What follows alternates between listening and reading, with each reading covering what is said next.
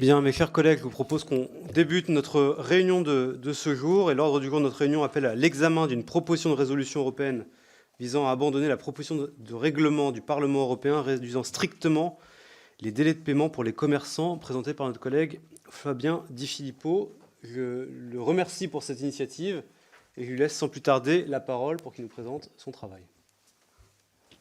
Merci beaucoup, Monsieur le Président, et permettez-moi de saluer l'ensemble des collègues et de vous dire le plaisir que j'ai eu de rejoindre la Commission des Affaires européennes pour conduire pendant quelques semaines ce travail aux côtés de Monsieur Michel que je remercie.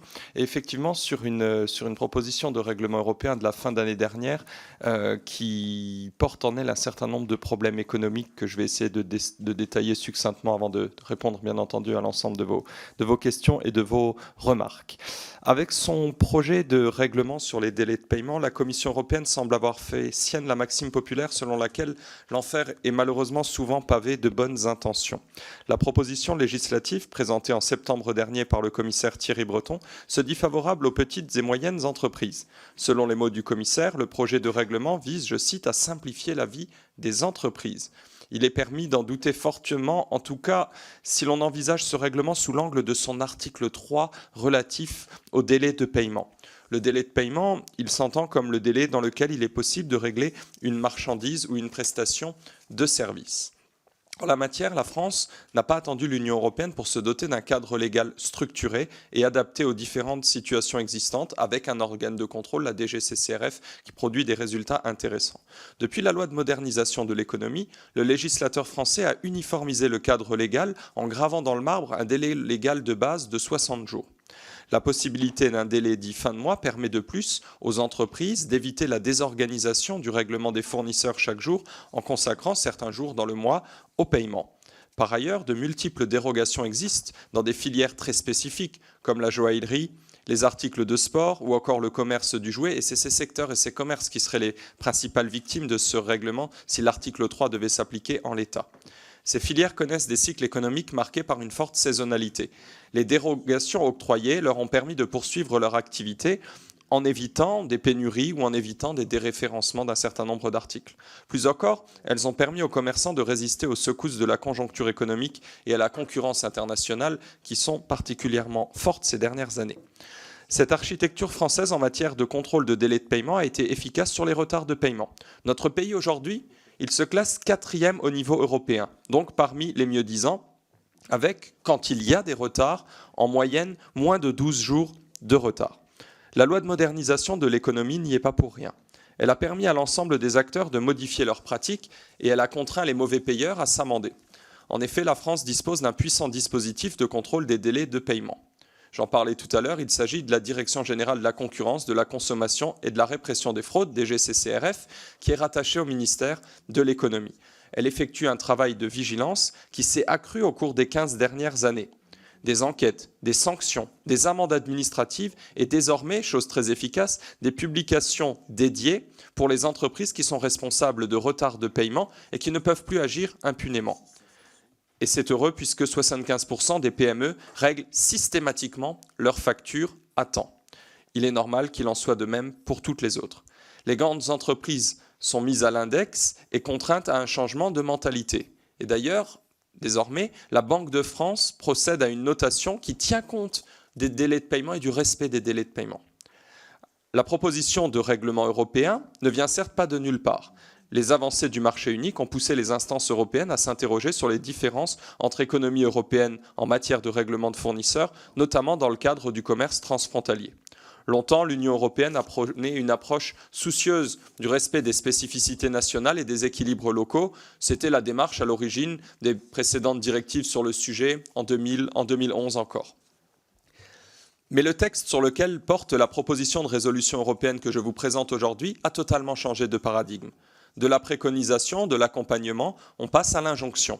Le délai de paiement serait désormais fixé à 30 jours sans aucune exception possible.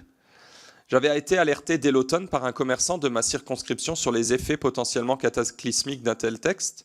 Et j'ai souhaité travailler sur ce sujet pour éviter que ce projet de règlement technocratique et draconien n'aboutisse en l'état. Il témoigne d'une vision totalement détachée des réalités économiques. La preuve en est que l'étude d'impact qui vient en appui du texte ne contient aucun chiffre précis, absolument rien sur les répercussions que le règlement aurait une fois mis en pratique.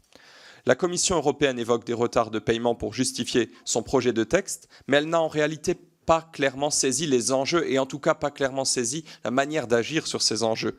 Elle confond et mélange délai de paiement, retard de paiement et long retard de paiement. Le délai de paiement, il peut avoir une justification économique. Il fait parfois l'objet d'un accord entre les différentes parties prenantes. Il permet de s'assurer de la réalité de la livraison des produits ou de l'exécution d'un service. Vouloir gommer cette réalité en abaissant le délai de paiement n'a aucun sens. Les entreprises ne seront pas payées plus en temps et en heure par leurs fournisseurs parce que le délai aura été réduit. Quant au retard important, il ne représente aujourd'hui que 8% de tous les retards. Ils sont un vrai problème sur lequel il faut continuer d'agir, mais la proposition de la Commission pêche en pensant résoudre tous les problèmes avec un seul outil et des pénalités symboliquement accrues. Le remède ici proposé est pire que le mal.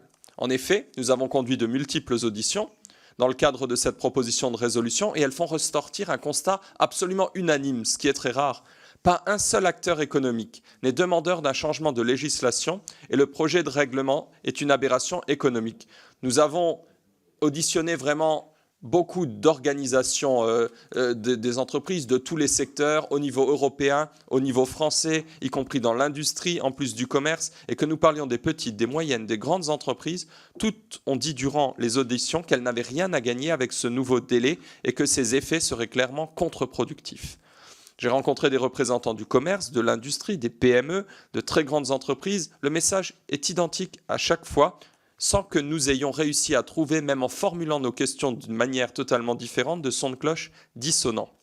L'ensemble des acteurs est très inquiet des retombées économiques qu'un tel texte pourrait entraîner. Je vais maintenant, pour finir, expliquer ses conséquences. Premièrement, le problème de la trésorerie. S'il faut payer plus vite, sous 30 jours, pour le commerce, cela représenterait un surcoût de trésorerie de 30 milliards d'euros. Alors ça, c'est à l'échelle nationale du commerce français. Au niveau européen, la facture monterait à 135 milliards d'euros. Et là, je parle uniquement du secteur du commerce. En effet, toute réduction des délais nécessitera de payer les fournisseurs plus rapidement et donc de disposer des liquidités suffisantes. Avec une croissance qui va actuellement, sans doute pour l'année en cours, s'établir autour de 1% ou légèrement en dessous, une inflation qui reste à un niveau élevé même si elle diminue, et une vague de faillites très inquiétante, nous courons le risque d'alourdir la dette des entreprises et de leur rendre l'accès au crédit plus difficile encore.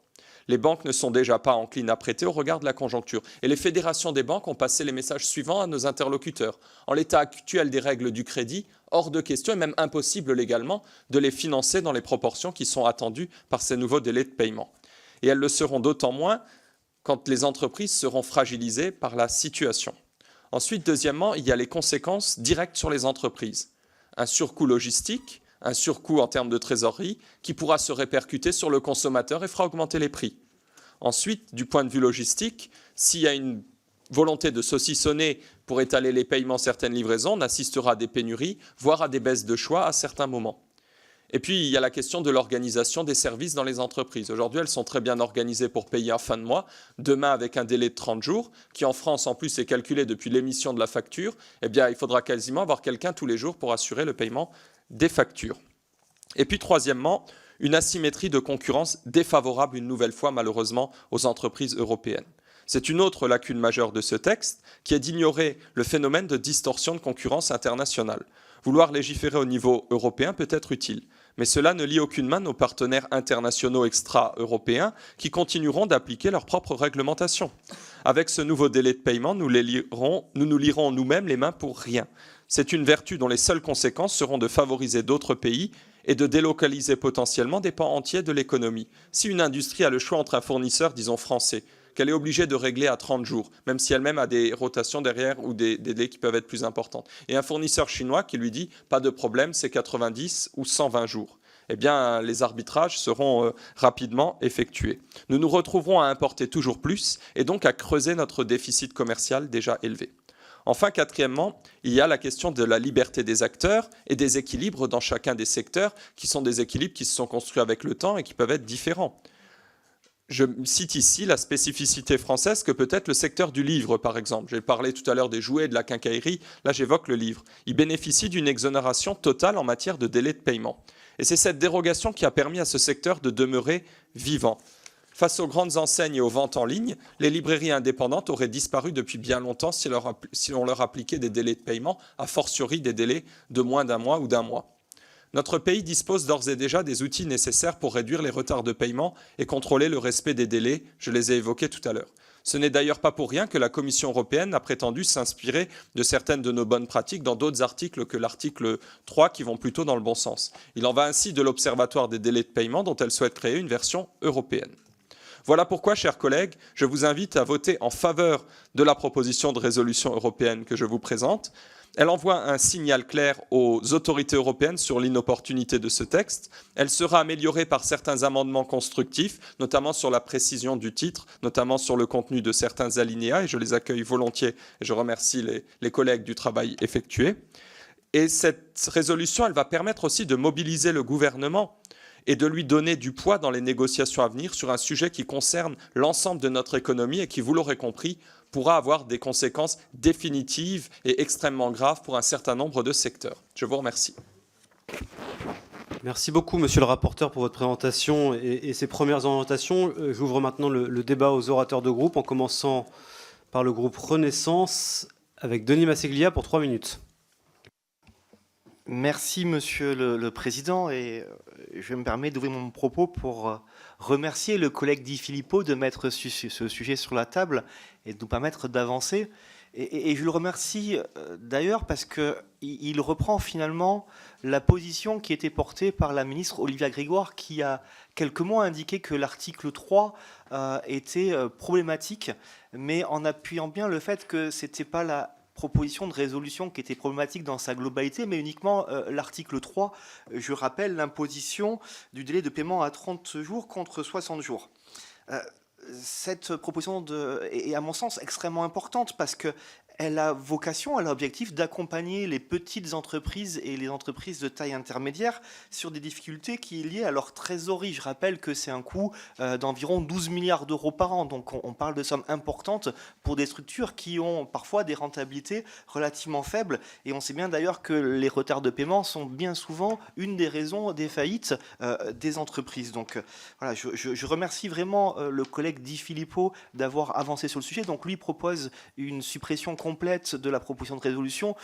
Nous, on souhaite réellement se focaliser sur l'article 3 qui nous semble être le plus critique, le plus embêtant et en adéquation avec ce que proposait la ministre Olivia Grégoire. Donc, comme le collègue Di Filippo a pu le dire, on a 2 propositions d'amendements qui vont arriver un peu plus tard, qui visent à s'appuyer sur le bon travail, l'excellent travail qu'a fait le collègue Di Filippo, mais en apportant la touche Renaissance, à savoir la nuance, pour essayer de sortir par le haut de la situation. Merci bien. Merci beaucoup. La parole est à Annick Cousin pour le groupe Rassemblement National et pour 3 minutes. Merci, Monsieur le Président. Cette proposition de résolution de Monsieur Di Filippo nous montre que l'enjeu des délais de paiement est un enjeu majeur. En effet, les retards de paiement qui sont aussi souvent réalisés par les multinationales ainsi que par les acteurs publics dans beaucoup de cas, conduit les entreprises à de grandes difficultés, parfois un endettement fatal.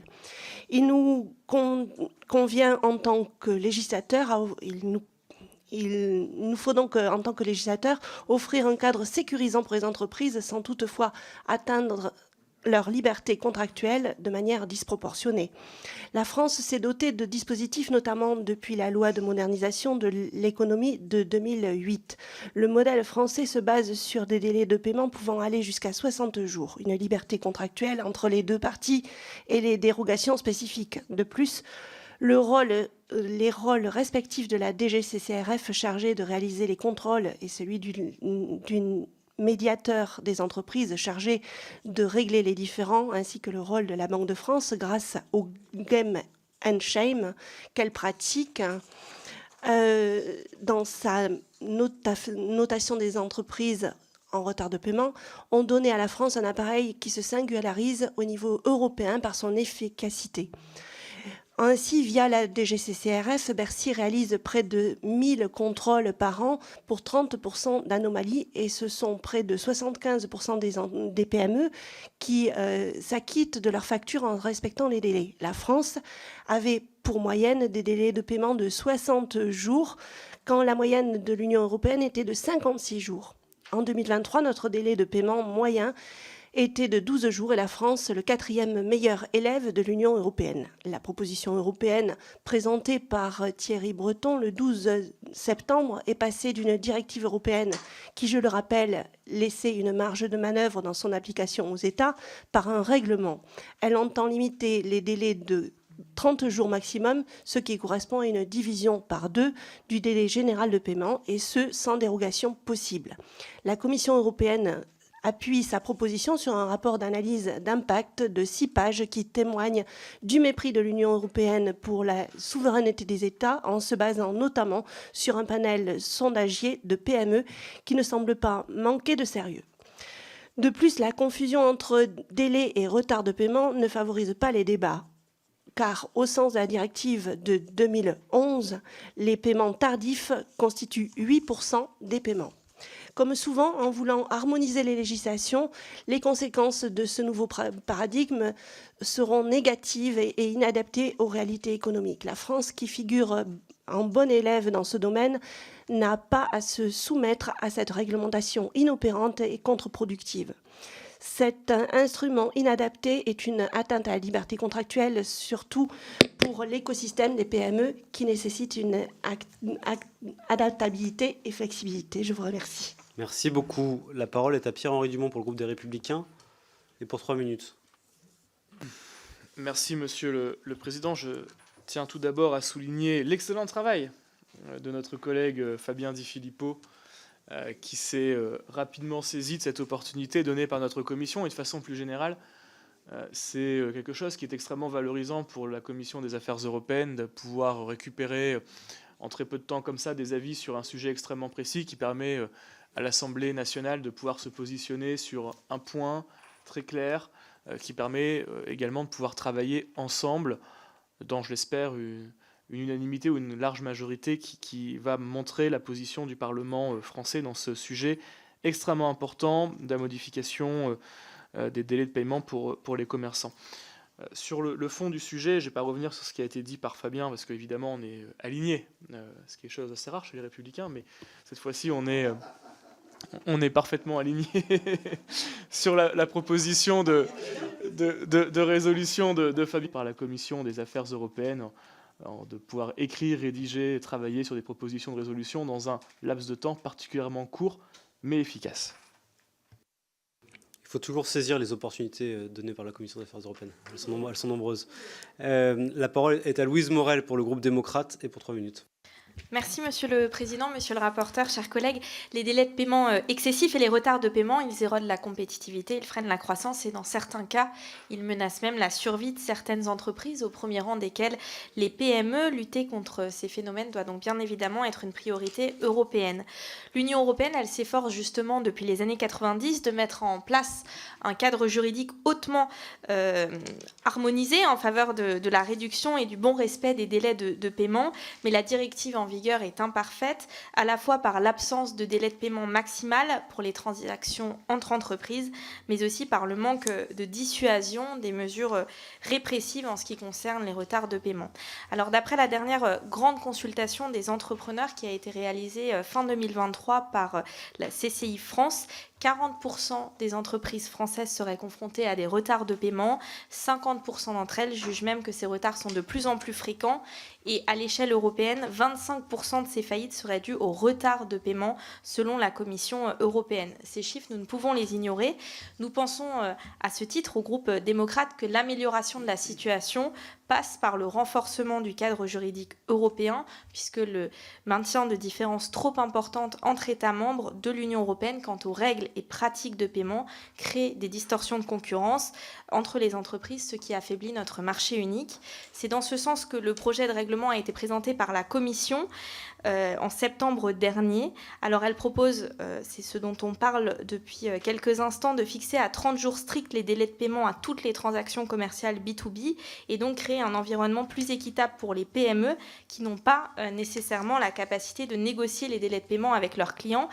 Mais cette proposition de raccourcir à 30 jours sans dérogation possible, elle ne tient pas compte du tissu économique français et des réalités des entreprises. C'est la raison pour laquelle nous vous rejoignons, monsieur le rapporteur. L'article 3 du projet de règlement doit être amendé pour prendre davantage en considération l'impact sur les trésoreries des entreprises, le planning de déploiement des outils de facturation dématérialisés, mais aussi la spécificité de certains secteurs d'activité. Cependant, nous ne vous rejoignons pas dans l'invitation qui est faite au gouvernement de rejeter l'entièreté du projet de règlement. Plusieurs mesures pourraient être très efficaces. Je pense à la volonté de renforcer les pouvoirs de contrôle en exigeant des États membres de désigner des autorités nationales en charge de l'application des dispositions du règlement, mais aussi à la volonté de mieux réprimer les pratiques illégales en durcissant les sanctions applicables. Dans ce sens, avec d'autres groupes, nous avons déposé un amendement pour modifier dans une approche constructive le texte en invitant justement le gouvernement à concentrer sa mobilisation sur une nouvelle évaluation des dispositions prévues à l'article 3. Si cet amendement est adopté, le groupe démocrate votera en faveur de cette proposition de résolution. Je vous remercie. Merci beaucoup. La parole est à Marita Karamanli pour le groupe socialiste qui n'est pas là. À Christophe Plassard pour le groupe Horizon. 3 minutes. Merci, Monsieur le Président, chers collègues, Monsieur le rapporteur également, désolé. L'article 3 de la proposition de règlement de la Commission européenne visant à mettre à jour la directive sur les retards de paiement, comme l'ont rappelé mes collègues avant moi, a provoqué de vives inquiétudes tant au niveau local qu'au niveau européen. La mise en place d'un délai strict de 30 jours risque de créer un large transfert qui pénalisera la trésorerie de nombreuses petites et moyennes entreprises à travers le pays. Alors certes, nous avons besoin d'une harmonisation européenne des délais de paiement. Le règlement de la Commission présente des avancées bienvenues sur ce plan, proposant notamment que chaque pays se dote d'une autorité dédiée, à l'image de ce qui est pratiqué en France avec la DGCCRF. Mais on ne peut pas se satisfaire de la rédaction actuelle de ce règlement, ni de la rédaction actuelle de cette proposition de résolution qui condamne par principe la proposition de la Commission sur le seul fondement de son article 3. C'est pourquoi le groupe Horizon et Apparentés propose avec les groupes Renaissance et Démocrates une réécriture de la résolution. Il s'agit de laisser une chance à la négociation afin que le règlement final, issu des discussions entre le Parlement européen et le Conseil, préserve les intérêts des petites et moyennes entreprises. Nous restons donc très clairs, la proposition de la Commission européenne ne peut nous satisfaire en l'état. Cependant, nous voterons en faveur de cette résolution si elle est amendée selon les échanges que nous allons avoir. Je vous remercie. Merci beaucoup. La parole est au président Chassaigne pour le groupe GDR et pour 3 minutes. Collègues républicains Di Filippo, compagnons disent les gaullistes, votre proposition de résolution est de bon sens. En effet, réduire les délais de paiement pour les commerçants et artisans aura inéluctablement un effet néfaste sur les trésoreries, avec un risque accru pour les petites entreprises. Elle tend à un paiement, selon l'expression consacrée, au cul du camion. Deux choix s'imposeront alors. Limiter drastiquement le stock et ainsi le choix des produits vendus, ou bien tendre un flux tendu avec par exemple la vente sur image, avec pour conséquence un accroissement des délais de livraison pour chaque produit vendu hors stock, mais aussi un surcoût lié à des envois plus nombreux, avec un risque de suppression du franco de port. Un des risques majeurs est de voir disparaître les petites structures ne disposant que d'une faible trésorerie. De plus, si les consommateurs ne peuvent plus acheter instantanément par manque de stock, ils risquent de se retourner vers des boutiques virtuelles, privilégiant l'achat par Internet au détriment des magasins qui font partie intégrante des tissus économiques locaux.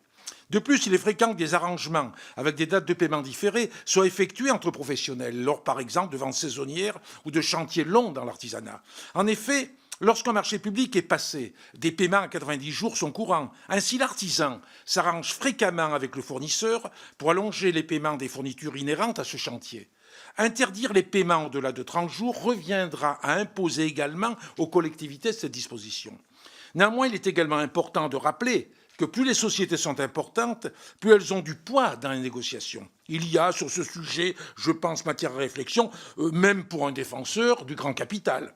Cependant, légiférer au niveau européen de manière drastique, telle que proposée, engendre de tels risques que ce n'est pas la solution proposée, la solution appropriée. Au regard de ces arguments, et même si des améliorations en matière de négociations contractuelles de paiement peuvent et doivent être apportées, il me paraît judicieux d'abonder dans le sens de cette proposition de résolution européenne. S'il me reste du temps, je tiens à remercier Fabien Di Filippo pour cette initiative.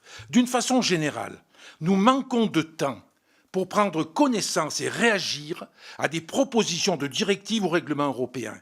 Les services de notre commission nous informent pourtant en amont, chaque semaine, des textes qui seront soumis ensuite à notre Assemblée s'ils nécessitent une transposition dans le droit international. Et je pense que c'est pour cette raison que j'insiste sur le fait que c'est une bonne initiative. Nous ne sommes pas assez nombreux à nous saisir des possibilités que nous avons pour porter des appréciations en amont sur des textes européens.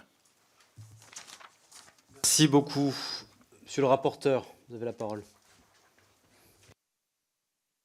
Merci beaucoup, Monsieur le Président, et merci beaucoup aux collègues pour leurs encouragements et leurs remarques très, très pertinentes. Je comprends les inquiétudes de Madame Morel et de Monsieur Massiglia. On a eu l'occasion d'en échanger. Effectivement, c'est cet article 3, vraiment. Ce qui était important pour moi, c'est que reste dans le texte le fait que si l'article 3 reste en l'état, alors on demande au gouvernement de s'y opposer.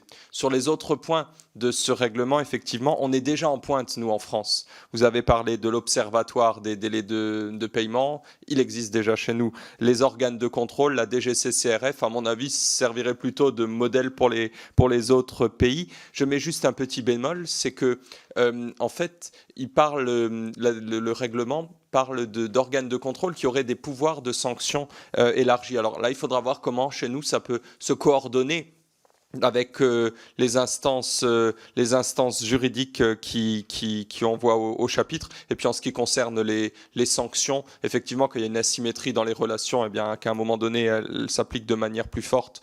Bon, il y a des sanctions forfaitaires qui sont symboliques, mais ça ne pose pas de grandes difficultés. Donc c'est effectivement l'article 3 qui doit être renégocié, revu, corrigé, et en tout cas bloqué, si à tout prix empêché, s'y rester en l'état. Voilà ce qui est important pour moi. Ensuite, pour répondre à Madame Cousin, effectivement, et je l'ai vu surtout en auditionnant les acteurs au niveau européen.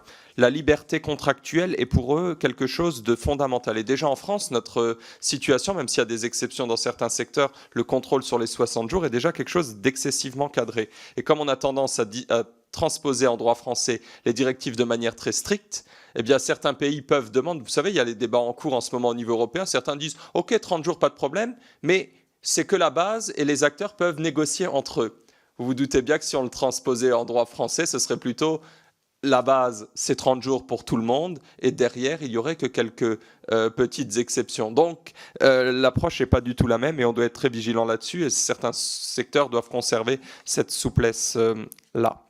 Ensuite, pour répondre à mon collègue Pierre-Henri Dumont, effectivement, on serait à mon sens, alors on avait vu que l'Allemagne s'était positionnée, le Parlement allemand s'était positionné sur ce sujet, on serait sans doute le deuxième Parlement national à émettre un avis sur le sujet. C'est quelque chose d'important parce que alors, le débat a été repoussé au Parlement européen d'un mois, il devait avoir lieu il y a quelques jours. Maintenant, ça donnera une tendance importante à l'approche de ces débats-là. Donc c'est un signal qui est très important, celui qui va sortir de notre vote à l'issue de cette commission. Ensuite, pour répondre au collègue Plassard du groupe Horizon, eh bien oui, le message vraiment que je souhaitais préserver, je vous rassure, c'était celui sur l'article 3, comme je l'ai dit aux collègues Morel et Masséglia. Le reste, effectivement, peut être un peu édulcoré et aussi le titre doit être corrigé et un amendement permet de le faire sur le fait que au départ, comme j'avais été saisi par des commerçants, le titre de la directive s'adressait surtout aux commerçants et parlait du commerce français. On se rend compte en menant les travaux que ça va bien au-delà et que même les acteurs de l'industrie sont sans doute au moins aussi inquiets qu'eux et ceux de l'artisanat sont touchés dans une certaine mesure et le secteur bancaire nous dit, je le redis parce que c'est quand même important, que pour faire face à ces besoins de financement aujourd'hui, ils ne peuvent absolument pas répondre présent. Et enfin, pour le collègue André Chassaigne, qui a parfaitement saisi les enjeux. Et moi, ce travail m'a beaucoup interrogé sur le fonctionnement de la Commission européenne, parfois avec des raisonnements macroéconomiques très théoriques, on pourrait dire hors sol, et en tout cas, ça manque de contrôle démocratique derrière tout ça. Et les enjeux, effectivement, derrière, il y a des surcoûts logistiques et environnementaux qui ne sont pas du tout pris en compte, parce que vous avez raison, si on saucissonne les livraisons, c'est aussi davantage de transport, c'est pas dans la philosophie de ce qu'on cherche actuellement. Et puis vous avez soulevé un point très important que j'avais passé sous silence dans mes explications, c'est celui de l'avantage qu'on donne pas seulement aux concurrents extra-européens, mais aussi aux marketplaces, ces plateformes d'achat sur Internet qui, elles, n'ont pas de stock et donc qui vont devenir encore plus intéressantes par rapport à des petits acteurs, et je pense là notamment des petits indépendants de centre-ville, dans le domaine de la chaussure, du textile, qui, eux, je ne vois pas comment ils pourraient surmonter ce cap-là. Donc voilà, je prends toutes vos observations qui étaient tout à fait pertinentes. Volontiers pour resserrer le but de cette résolution sur vraiment l'article 3, qui est le seul qui viendra vraiment percuter de plein fouet le fonctionnement de l'économie française. Pour les autres points, on est déjà en avance. Et donc voilà, un grand merci pour vos observations. Merci beaucoup, monsieur le rapporteur. Je vois madame Karamanli qui lève le doigt et donc lui redonne la parole au nom du groupe socialiste. Ouais, merci. Non. Alors, ce n'est pas un traitement de faveur. D'abord, mes excuses parce que j'étais en commission des lois en même temps. Et donc, on vient de finir un texte pour vous rejoindre. Et si je me permets, monsieur le rapporteur, de prendre un peu la parole pour le groupe, c'est parce que nous avons aussi travaillé au sein de cette commission avec Sabine Tillet, où nous avons présenté ici une communication il y a un an, exactement, en janvier 2023, sur ce sujet. Et pour cette raison-là, je voulais un petit peu attirer votre attention parce que j'ai senti qu'il y a une écoute. Alors, sous la question un peu des retards de paiement qui sont augmentés lors des périodes de crise et de turbulences un peu économiques particulièrement et qui affectent les PME, je dirais, dépendent à la fois des flux de liquidités réguliers et prévisibles pour exercer justement leur activité, mais qui se voient aussi régulièrement imposer des conditions. Et le délai donc, de paiement abusif par leurs fournisseurs plus puissant, ça a été soulevé. La question, c'est qui pose quand même un problème. C'est là-dessus, je voulais un petit peu que vous puissiez regarder et comment vous pouvez faire évoluer ce sujet en vue de l'examen en commission permanente.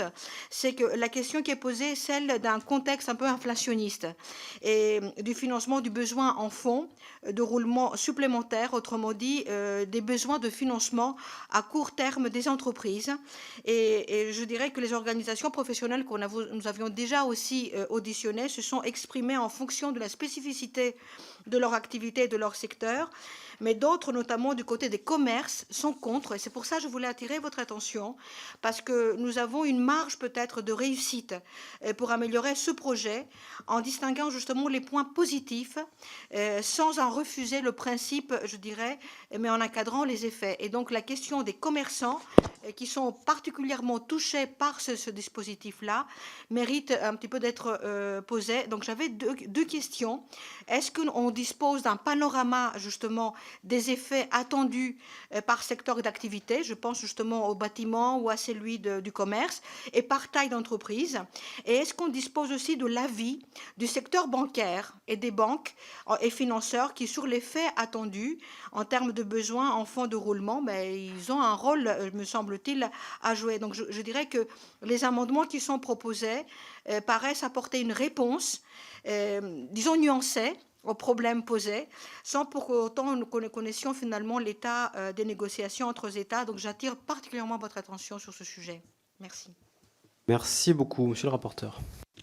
Merci, Monsieur le Président. Et effectivement, merci beaucoup à Madame Karamanli qui avait déjà en amont eu un travail sur ce sujet-là avec sa collègue dont j'avais eu connaissance et que je remercie.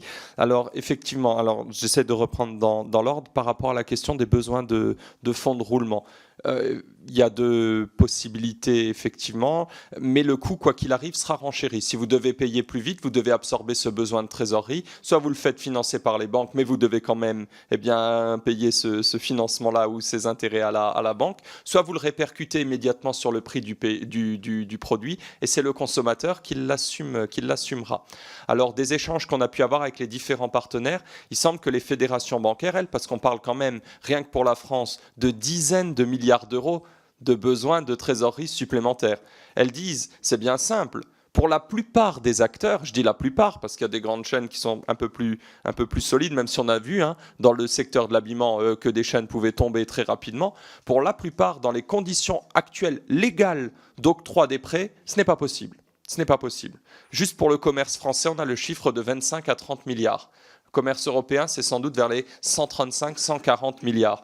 Donc on est sur des besoins qui sont absolument considérables. Et enfin, pour répondre là aussi à votre question, malheureusement, la difficulté à laquelle on s'est heurté, c'est que l'étude d'impact, je crois qu'elle fait 6 pages, de la Commission européenne, elle est d'un esprit de synthèse, je vais dire remarquable pour être poli et nuancé, mais en tout cas c'est bien insuffisant au regard des enjeux économiques qu'il peut y avoir derrière. Donc on ne peut pas simplement sur un raisonnement théorique de la Commission qui est de dire en mettant des contraintes supplémentaires, en réduisant les délais avec des sanctions peut-être un peu plus dures, on va améliorer les délais de paiement. Il faut savoir qu'il y avait des situations il y a quelques années très disparates.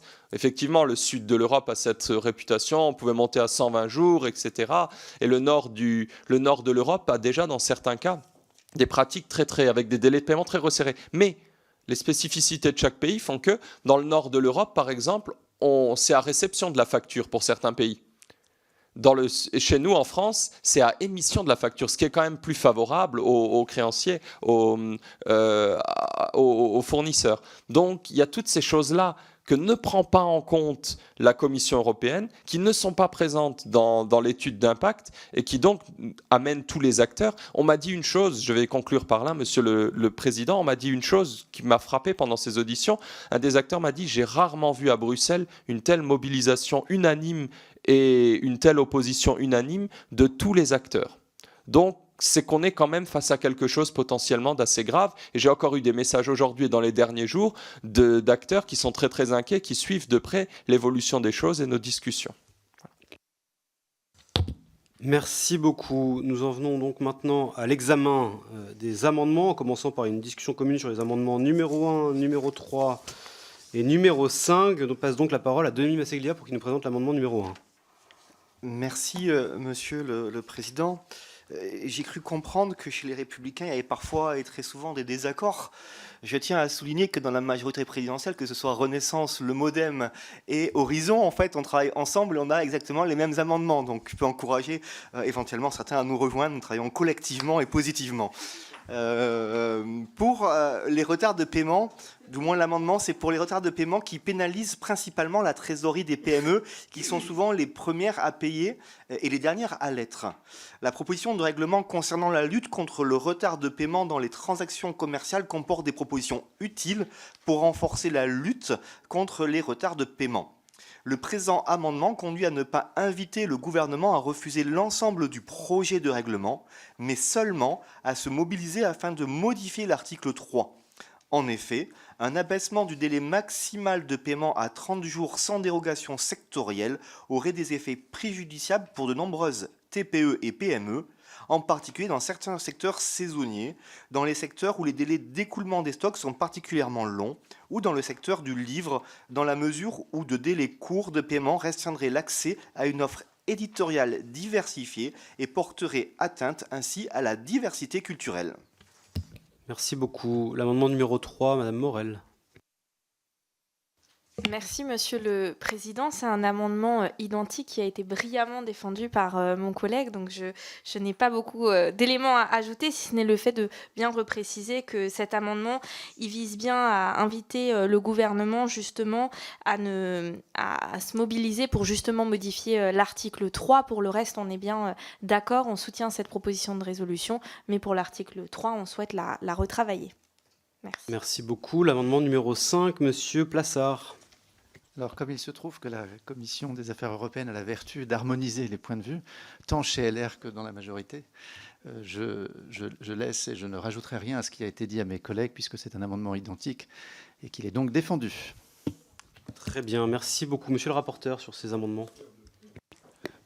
Oui, merci Monsieur le Président et merci aux collègues. Mon avis sera favorable. Je comprends que l'alinéa 11 dans la rédaction originelle pouvait poser problème. Jeter sans doute le bébé avec l'eau du bain de manière un peu radicale et notamment sur des aspects qui sont plutôt favorables à la France. Et c'est bien que vous ayez pu ajouter dans l'alinéa 13 que malgré tout, demander au gouvernement de s'y opposer si l'article 3 restait en l'état. C'est vraiment le cœur du combat sur ce sujet-là. Et pour le reste, les modifications rédactionnelles sur les autres alinéas n'enlèvent rien à l'esprit de la chose, souligne bien les difficultés qu'il y aurait à la fois en termes de trésorerie, à la fois pour le consommateur et pour les entreprises. Donc en ce qui me concerne, sur ces 3 amendements qui sont identiques, mon avis serait favorable, Monsieur le Président.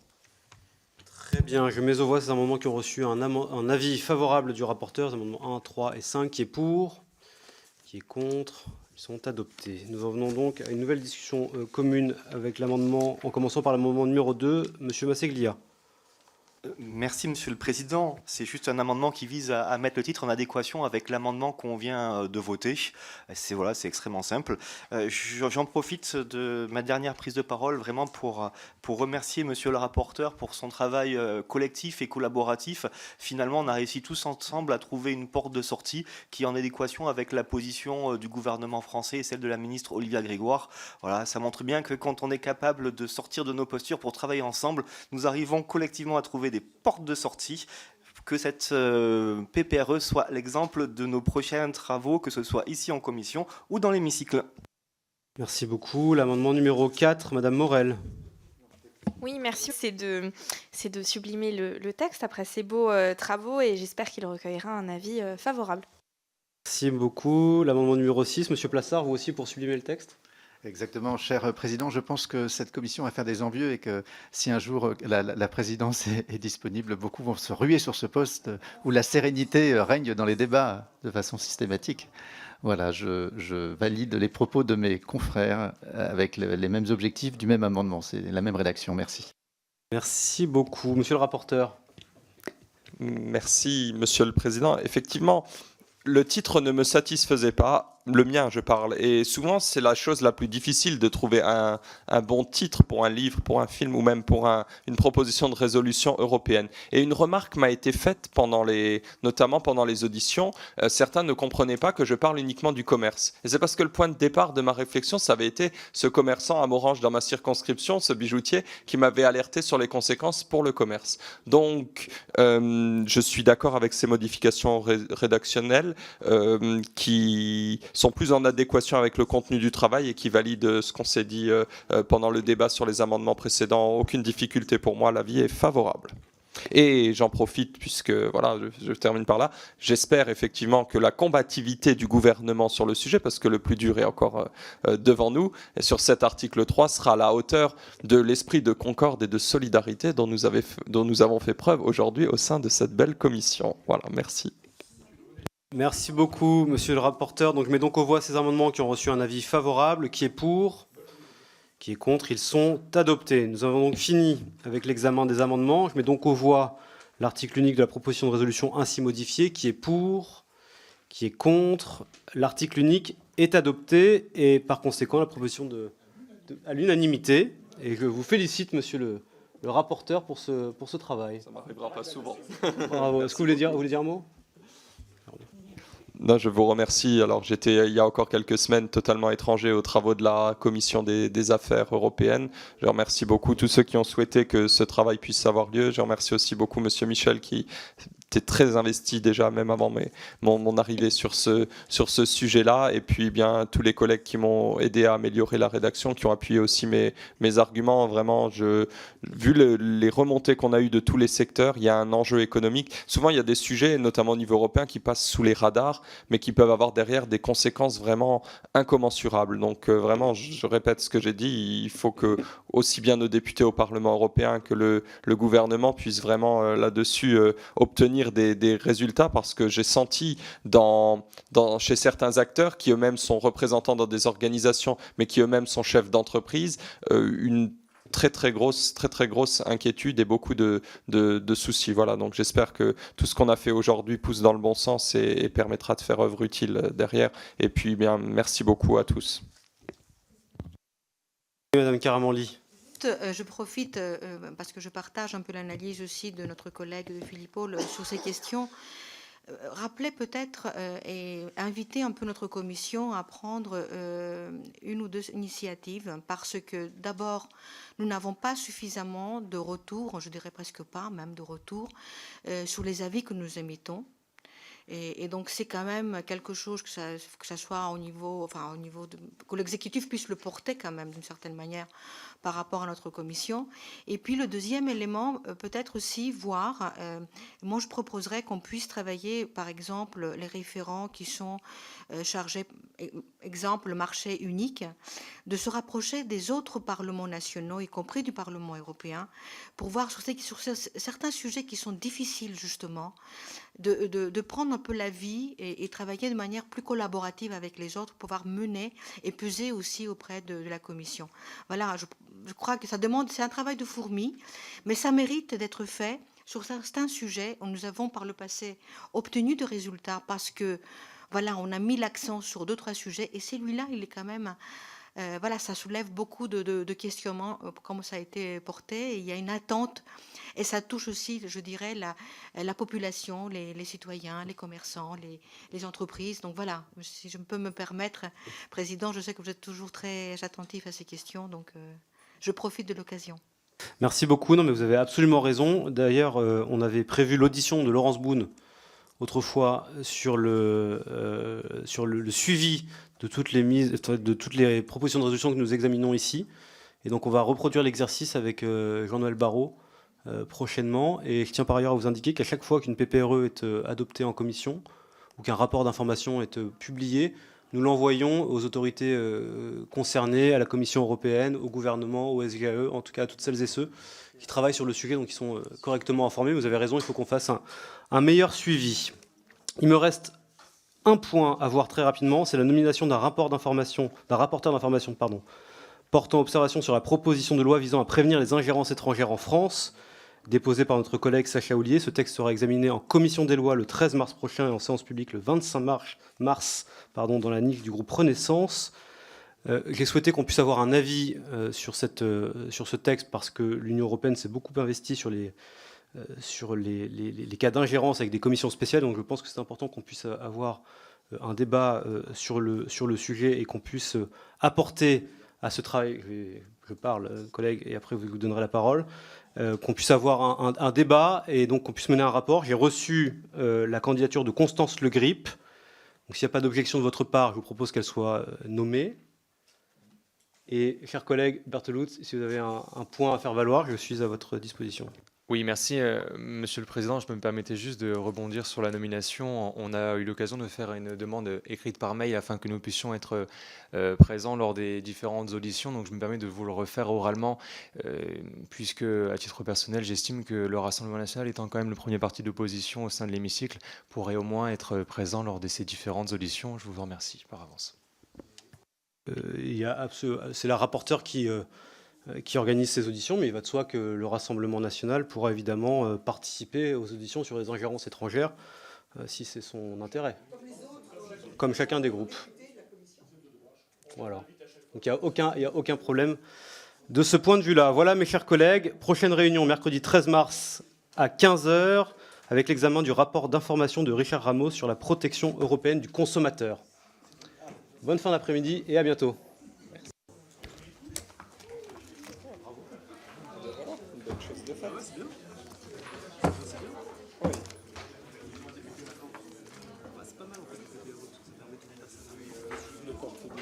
avec des